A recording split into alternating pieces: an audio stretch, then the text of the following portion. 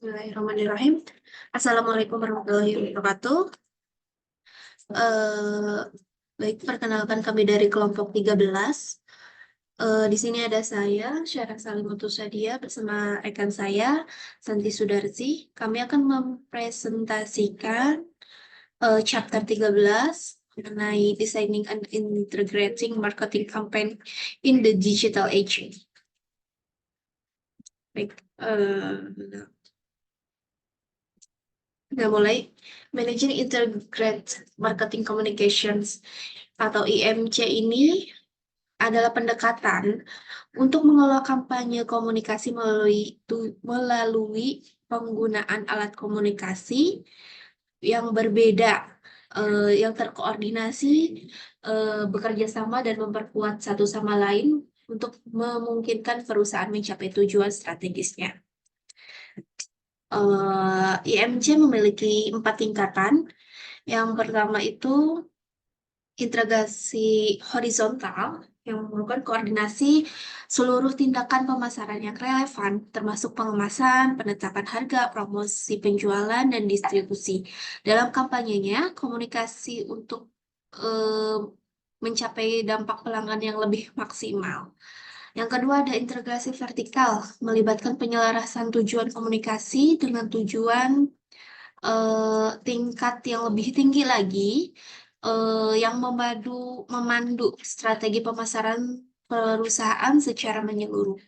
Yang ketiga, integrasi internal, melibatkan pembagian informasi relevan dari berbagai departemen, termasuk pengembangan produk, riset pasar, penjualan, dan layanan pelanggan, dengan tim komunikasi untuk menciptakan kampanye yang lebih efektif dan hemat biaya. Dan yang keempat ada integrasi eksternal, yang mengkoordinasikan aktivitas komunikasi perusahaan dengan kolaborator eksternal, termasuk periklanan, media sosial, dan lembaga hubungan masyarakat, penyelenggara acara, dan sponsor kampanye. Selanjutnya ada kriteria komunikasi terintegrasi. Ada beberapa kriteria. Yang pertama yaitu cakupan. Proporsi halayak yang dijangkau oleh setiap pemilihan komunikasi yang digunakan serta jumlah tumpang tindih antara pilihan-pilihan tersebut. Yang kedua ada kontribusi, di mana kemampuan yang melekat pada komunikasi pemasaran untuk memperoleh tanggapan yang diinginkan dari konsumen untuk memberikan efek komunikasi pada mereka tanpa adanya paparan terhadap pilihan komunikasi lainnya. Yang ketiga ada kesamaan, yakni sejauh mana asosiasi umum diperkuat di seluruh pilihan komunikasi, yaitu sejauh mana pilihan komunikasi yang berbeda memilih makna yang sama. Yang keempat ada komplementaritas, yakni melibatkan penekanan pada asosiasi yang keterikatan yang berbeda di seluruh pilihan komunikasi. Yang kelima ada kesesuaian, mencerminkan sejauh mana pilihan komunikasi pemasaran berhasil bagi dua kelompok konsumen. Yang terakhir ada biaya. Pemasar harus mengevaluasi komunikasi pemasaran berdasarkan semua kriteria dibandingkan dengan biaya untuk mencapai program komunikasi yang lebih efektif dan efisien. Selanjutnya ada macam-macam IMC ya. Di sini ada 4. Yang pertama iklan televisi, iklan online, iklan cetak, dan iklan radio. Iklan televisi sendiri seperti yang sudah kita biasa lihat di televisi ya, iklan-iklan yang sudah biasa untuk kita, yakni memiliki 3 kekuatan penting. Yang pertama, dapat dengan jelas menunjukkan atribut produk, secara persuasif menjelaskan manfaat bagi konsumen, dapat secara dramatis menggambarkan citra pengguna dan penggunaan kepribadian merek dan hal-hal tak berwujud lainnya. Yang ketiga, televisi mempunyai peluang untuk menjangkau khalayak selama siaran berlangsung di acara-acara penting seperti Oscar atau penerimaan penghargaan-penghargaan seperti itu. Selain memiliki kekuatan, iklan televisi juga pastinya memiliki kekurangan ya, yakni harganya untuk mengiklan di televisi itu relatif lebih tinggi. Terus pesan-pesan yang berhubungan dengan produk dan merek itu sendiri dapat diabaikan. Yang ketiga, tingginya volume iklan kompetitif dan materi non-program lainnya di televisi menciptakan kekacauan yang memudahkan konsumen mengabaikan dan melupakan iklan itu sendiri. Yang kedua, iklan cetak. Seperti yang terlihat di gambar sebelah sini ya, contoh iklan cetak. Media cetak menawarkan perbedaan yang mencolok dengan media penyiaran karena pembaca mengkonsumsinya sesuai dengan keinginan mereka. Majalah dan surat kabar dapat memberikan informasi produk yang secara terperinci, secara efektif mengkomunikasikan citra pengguna dan penggunaan. Pada saat yang sama, sifat statis dari gambar visual di media cetak menunjukkan presentasi atau demonstrasi yang dinamis menjadi sulit dan media cetak bisa menjadi sangat pas. Yang ketiga ada iklan radio. Radio adalah media yang tersebar luas di mana-mana banyak yang mendengarkan radio terjadi bisa itu di rumah atau dalam mobil. Agar sukses, jaringan radio ini menjadi multiplatform dengan kehadiran digital yang kuat, sehingga memungkinkan pendengar mendengarkan kapan dan di mana saja mereka mau. Kekurangannya, iklan radio hanya karena radio hanya bisa didengarkan, jadi tidak ada visual yang dapat menjadi pengingat untuk calon konsumen. Keuntungannya untuk iklan radio ini lebih fleksibel. Yang kedua, stasiun-stasiunnya selalu tepat sasaran. Yang ketiga, iklan-iklannya relatif murah karena hanya berupa audio saja. Yang keempat, waktu penutupan yang singkat, penjadwalan yang memungkinkan respon yang cepat. Yang keempat, ada iklan online. Seperti yang terlihat di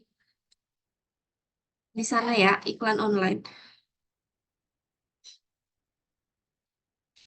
Keuntungan iklan online, satu, pemasar dapat dengan mudah melacak dampaknya dengan mencatat dengan beberapa banyak pengunjung unik yang mengklik satu halaman iklan. Berapa lama mereka menghabiskan waktu dalam halaman iklan tersebut, apa yang mereka lakukan terhadap halaman atau iklan, atau kemana saja mereka pergi. Yang kedua, penempatan kontekstual yang berarti pemasar dapat membeli iklan dari situs terkait dengan penawaran mereka. Yang ketiga, iklan online memungkinkan banyak jenis konten mulai dari iklan teks saja hingga bergaya cetak, video, iklan, atau pengalaman yang sepenuhnya interaktif. Kelemahan iklan online, konsumen dapat secara efektif menyaring iklan-iklan tersebut sebagai sebagian besar pesannya. Yang kedua, pengiklan juga sering kehilangan kendali atas pesan online mereka. Yang ketiga, iklan online ini mudah diretas. Selain iklan online yang dibuat oleh kita, ada iklan-iklan bawaan yang biasanya memang sudah disiapkan oleh platform-platform gitu. Eh, Iklan bawaan ini merupakan pesan komersial berbayar yang sesuai dengan tampilan dan nuansa publikasi tempat iklan tersebut muncul. Formatnya itu rekomendasi konten, biasanya seperti artikel yang disarankan, eh, Kemudian iklan infeed yang muncul di umpan berita di jejaring sosial, kemudian daftar pencarian, daftar promosi, dan lain sebagainya. Tempat iklan atau tempat ya merupakan kategori luas yang mencakup banyak bentuk kreatif yang tak terduga untuk menarik perhatian konsumen di tempat mereka bekerja, bermain, dan tentu saja berbelanja. Ini ada beberapa seperti baliho, ruang publik, product placement, dan tempat pembelian. Baliho sendiri ialah eh, gambar ya, bisa gambar, bisa berupa video. Biasanya menggunakan gambar, grafik, lampu latar, suara dengan gerakan berwarna yang diproduksi secara digital. Iklan luar ruangan yang sering disebut penjualan 15 detik. Karena kenapa? Baliho-baliho ini kan biasanya disimpan itu di jalan-jalan ya. Hanya bisa di seperti lampu merah gitu kan. Cuman hanya 15 detik dilihat calon konsumen udah gitu kan. Makanya baliho ini harus menyampaikan pesan yang sangat unik dan sangat mampu selama 15 detik itu mampu menyerap informasi yang cukup. Kemudian yang kedua, iklan di ruang publik. Seperti pada contoh gambar di samping, iklan muncul di tempat-tempat yang tidak biasa, seperti layar film, badan pesawat, atau pelataran kebugaran, serta ruang kelas, area olahraga, dan lain sebagainya. Kita bisa lihat gambar di samping itu iklan Shopee itu adanya di badan bis ya, salah satu bis angkutan kota, iklannya disimpan di situ. Itu untuk sebenarnya menarik untuk dapat menarik perhatian banyak konsumen bahwa oh kita lihat bis itu ada iklan itu Shopee gitu kan segala macam. Kemudian product placement. Biasanya pemasar membayar ratusan ribu dolar agar produk mereka muncul sebagai cameo di film dan televisi. Beberapa perusahaan menempatkan mendapatkan penempatan produk biasanya tanpa biaya seperti kayak misalnya mereka sponsorship dari sebuah film atau drama gitu kan. Ya, seperti gambar di samping Kopiko produk Indonesia ya. Dia kalau teman-teman bisa sering nonton drama Korea dan segala macam eh, produk ini sering muncul sebagai cameo di drama itu sebagai jadi bis seperti itu ya, product placement itu contohnya. Kemudian tempat pembelian, tentu saja iklan harus ada di tempat belanja gitu kan, untuk menjadi daya tarik tempat pembelian. Adalah konsumen membuat banyak keputusan. Jadi ketika misalnya kita belanja nih ke sebuah mall, pasti kita akan melihat itu kayak banyak iklan-iklannya di situ ada diskon dan segala macam. Itu akan menjadi salah satu faktor untuk kita mengambil keputusan untuk membeli salah satu produk di sana gitu kan. Kemudian ada komunikasi daring ya. Pemasar harus pergi kemanapun pelanggan berada. Jadi pemasar itu harus menciptakan produk yang memang dibutuhkan oleh konsumen ya. Seperti memang kan sekarang tuh zaman digital, jadi konsumen itu bebas dong memilih apa yang mereka mau gitu. Nah, pemasar itu harus harus bisa ya produser ya harus bisa menciptakan produk yang memang diinginkan oleh konsumen. Makanya kadang kita komunikasi dan itu mungkin seperti kayak kita sering dapat SMS dari Starbucks, CFC gitu kan. Itu kita pergi kemana, tiba-tiba ada SMS dari itu gitu kan, dari produk-produk seperti itu. Tidak beda jauh, eh, itu merupakan komunikasi daring. Kemudian ada situs perusahaan. maaf, situs perusahaan. Perusahaan harus merancang situsnya, websitenya dengan semenarik mungkin untuk menarik menarik menarik calon konsumen agar lebih sering mengunjungi. Jadi kan kayak kayak contohnya seperti situs perusahaan PT KAI ya. Di sana kan ketika kita klik websitenya, dia akan muncul tampilan harga tiket dan segala macam. Itu akan menarik eh, calon konsumen ketika misalnya dia cuma mau informasi apa, ketika pas diklik awalan itu dia memberikan informasi kayak harga tiket kan, jadi kita jadi yang tadinya nggak mau tahu jadi ya beberapa menit mungkin kita melihat, oh harga tiket ini ke sini itu sekian sekian puluh ribu gitu dan segala macam ya. Traffic online gitu kan.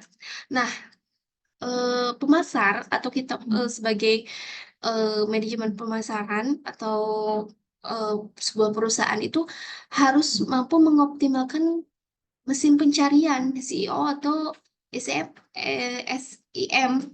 Eh, apa sih SEO itu?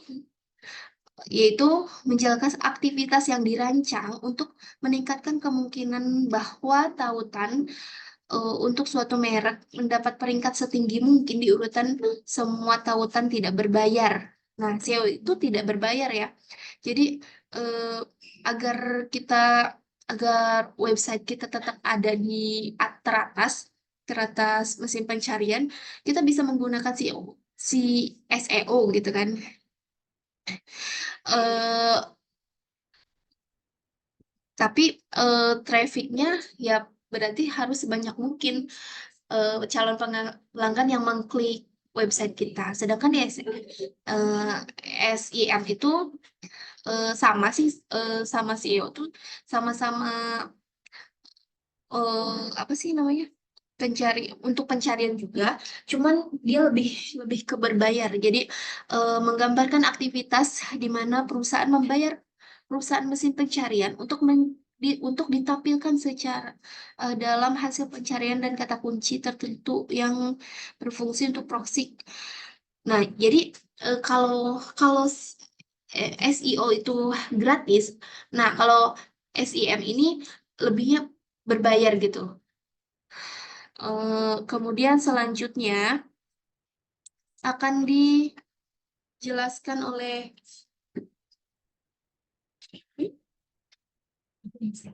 oke oke. Selanjutnya akan dijelaskan oleh Mbak Santi. Silakan Mbak. Hmm? Mana? Aduh, pause dulu. Ini dulu sharing, dia dulu sharing. Tapi dibangun lagi. Bisa nggak? Bisa.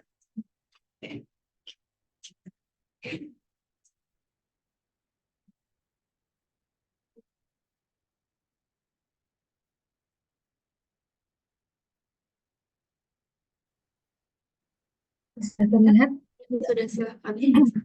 baik. Selanjutnya mengenai media sosial.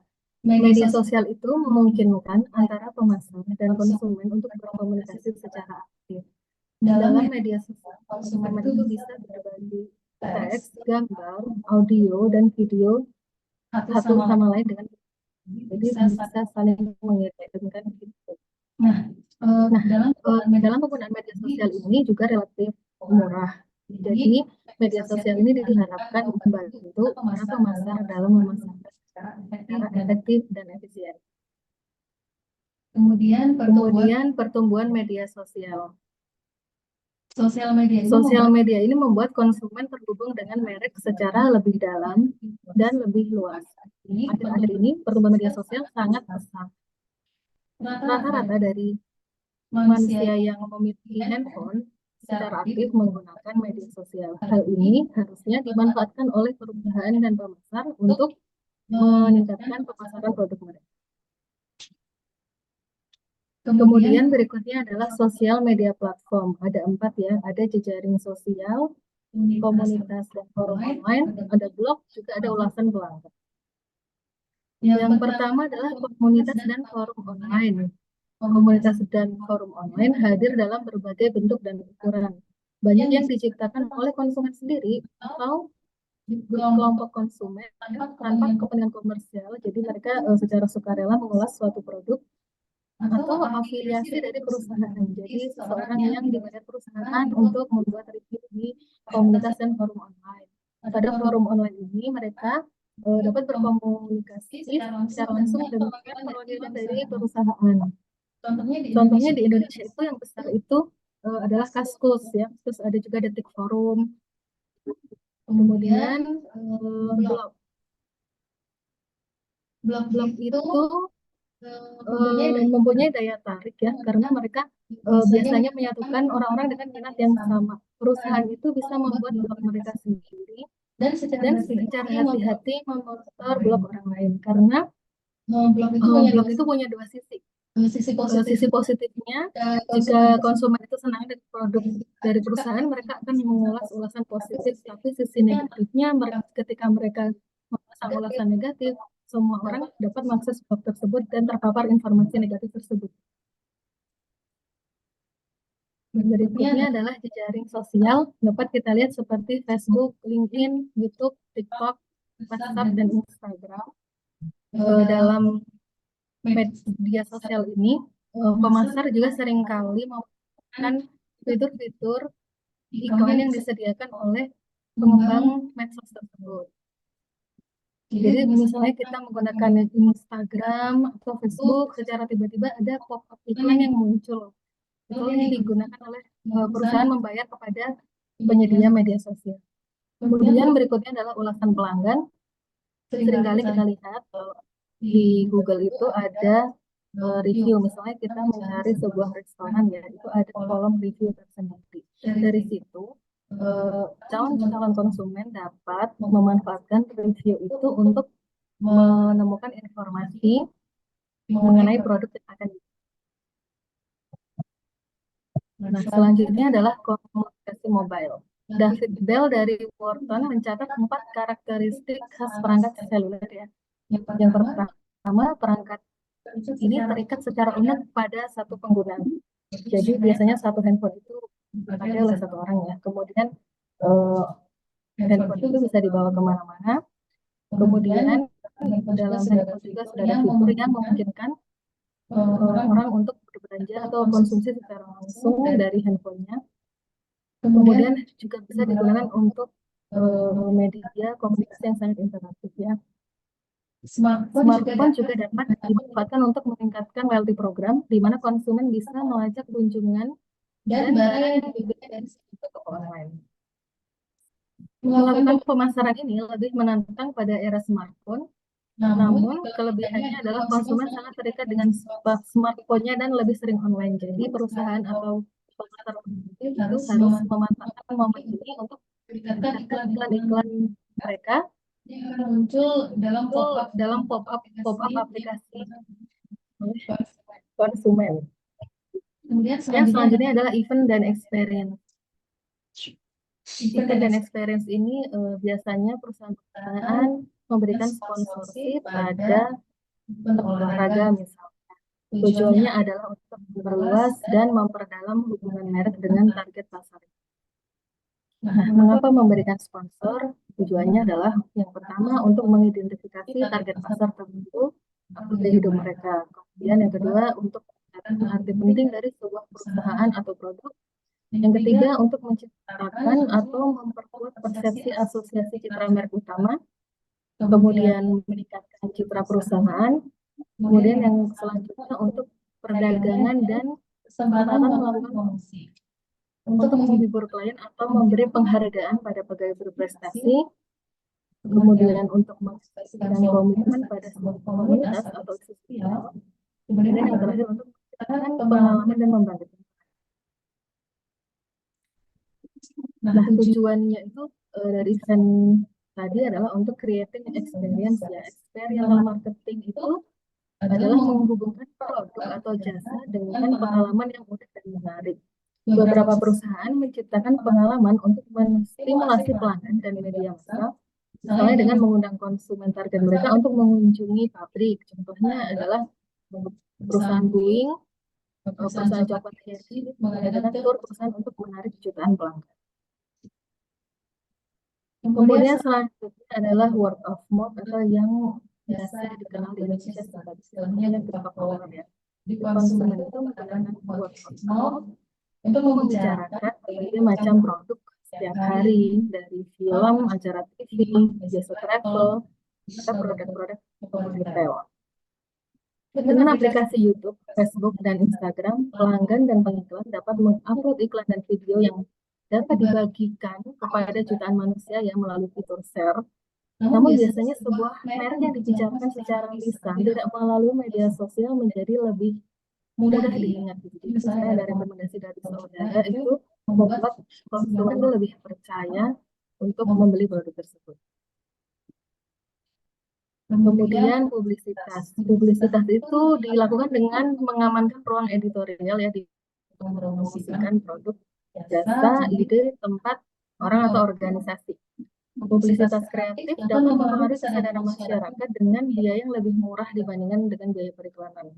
Perusahaan tidak membayar ruang atau waktu medianya, namun hanya membayar staf untuk mengembangkan dan menyebarkan berita dan mengelola acara tertentu. Sebuah cerita yang menarik yang diangkat oleh media bisa bernilai jutaan dolar dalam iklan yang setara.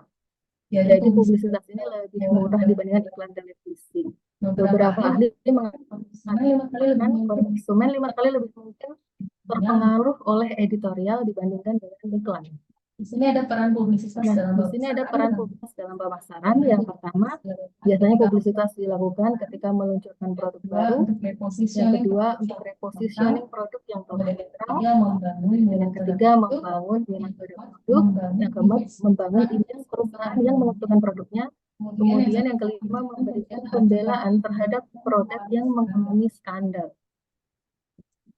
Selanjutnya adalah public relation ya. Public relation yang baik dikenal sebagai humas, hubungan masyarakat, mencakup berbagai program untuk mempromosikan atau melindungi citra perusahaan atau organisasi di kalangan pemangku kepentingan yang terkait. Fungsi dari humas tersebut adalah menyediakan liputan pers dengan menyajikan berita dan informasi tentang organisasi dalam sudut pandang yang paling positif. Kemudian yang kedua, mengelola komunikasi korporat dengan mempromosikan pemahaman organisasi melalui komunikasi internal dan eksternal. Kemudian yang terakhir adalah melakukan lobby dengan legislator atau pembuat undang-undang dan pejabat pemerintah untuk mendukung atau menggagalkan sebuah rancangan undang-undang dan peraturan.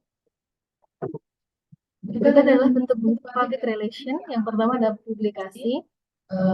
Biasanya dalam bentuk laporan tahunan, brosur, artikel, buletin, atau model perusahaan, dan materi audiovisual. Yang kedua ada iklan atau acara, seperti konferensi pers, seminar, tamasya bersama, pameran dagang, pameran kontes dan kompetisi, dan hari jadi. Selanjutnya ada berita, menciptakan berita baik tentang perusahaan, produknya, dan orang-orang, serta membuat media menerima siaran pers dan hadir konferensi pers. Kemudian selanjutnya ada pidato, yakni humas itu membantu menyusun narasi pidato saat eksekutif perusahaan harus menjawab pertanyaan dari media atau memberikan pidato pada sebuah asosiasi perdagangan atau pertemuan penjualan. Kemudian ada kegiatan pelayanan publik, jadi bisa dilakukan dengan menyumbang uang atau menyumbangkan tenaga karyawannya untuk kegiatan sosial. Kemudian yang terakhir adalah identitas visual, yakni berupa logo perusahaan, alat tulis, brosur, tanda formulir usaha, bisnis, gedung, seragam, dan aturan berpakaian. Yuk, lanjut. kemudian Dari ada lagi kemasan dan packaging ya. Kemasan itu adalah hal pertama yang dijumpai pelanggan ketika melihat sebuah produk di etalase. Jadi konsumen ini diharapkan unik karena bisa dapat diingat dengan mudah oleh pelanggan dan menarik perhatian. Kemudian ada juga label. Label itu adalah tampilan informasi yang ditempel pada kemasan. biasanya memuat tulisan dan gambar yang yang berisi informasi atas produk, komposisi, dan cara pakai atau cara penyimpanan. Nah, prinsip-prinsip pembuatan kemasan yang pertama adalah visibilitas. Jadi harus unik, harus beda dengan kompetitornya agar bisa mudah dikenali oleh konsumennya. Kemudian Kemudian yang kedua adalah diferensiasi, yakni harus berbeda ya dari pesaingnya agar konsumen itu tidak bingung. kemudian yang kedua adalah transparan. Kemudian yang kedua adalah transparansi. Dengan jelas mengkomunikasikan nilai penawarannya kepada pelanggan sasaran. Sekian presentasi dari kami. Atas perhatiannya kami ucapkan terima kasih. Assalamualaikum warahmatullahi wabarakatuh.